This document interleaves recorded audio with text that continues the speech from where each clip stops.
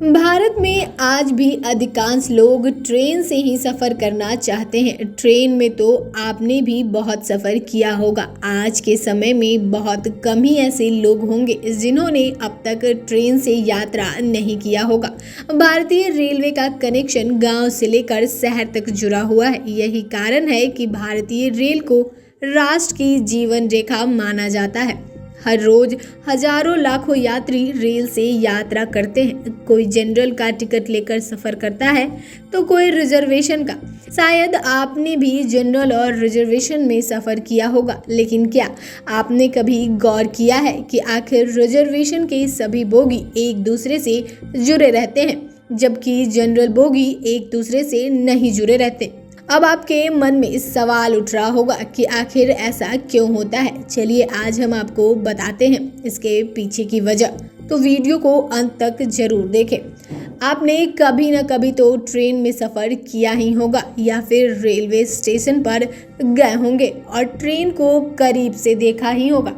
ऐसे में आपने देखा होगा कि ट्रेन में जो जनरल क्लास के डिब्बे होते हैं वो न तो आपस में जुड़े होते हैं और न ही किसी और क्लास के कोच से जुड़े होते हैं, जबकि यह भी तो पैसेंजर कोच ही होते हैं। इनमें भी तो टीटी को टिकट चेक करनी होती है। वहीं अगर पेंट्री कार्ड वालों को अगर जनरल कोच में जाना पड़ जाए तो वो कैसे जाएंगे। आप में से कई लोग तो यह जानते ही होंगे कि जनरल कोच में भीड़ बहुत ज़्यादा होती है। अब जाहिर सी बात है कि जब भीड़ ज़्यादा होगी तो लोग रिजर्वेशन के कोच में घुसने की बहुत कोशिश करेंगे। रिजर्वेशन कोच में आपस में कनेक्शन होता है और रिजर्वेशन कोच में सीट की पहले से ही जानकारी होती है। वहाँ पैसेंजर को पता होता है कि उन्हें किस कोच में किस नंबर की सीट पर जाकर बैठना है। कई बार स्टेशन पर भीड़ बहुत ज़्यादा होने या फिर किसी और कारण से आप किसी दूसरे कोच में चढ़ जाते हैं, तो ऐसे में आप अपनी सीट तक आराम से पहुंच सकते हैं। इसलिए वह एक दूसरे से जुड़े होते हैं। आपको बता दें कि ट्रेन के रिजर्वेशन के डिब्बे आपस में इसलिए कनेक्टेड होते हैं ताकि टीटी भी आराम से टिकट चेक कर सके।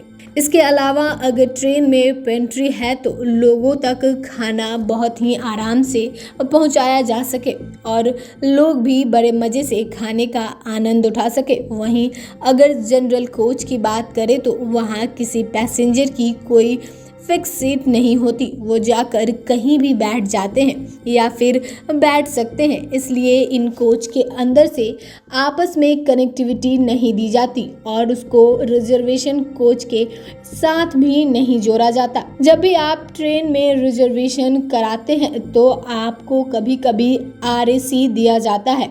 अगर यह आरएसी आपकी यात्रा के दौरान कंफर्म होता है तो आपको सीट अलॉट उसी समय कर दी जाती है।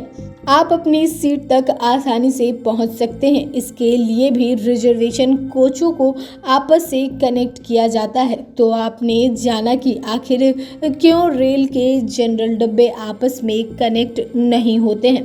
तो फिलहाल के लिए खबर में इतना ही। आपको हमारे द्वारा दी गई जानकारी कैसी लगी हमें कमेंट कर जरूर बताएं। चैनल को सब्सक्राइब करें, फेसबुक पेज को लाइक करें। वीडियो देखने के लिए आपका धन्यवाद।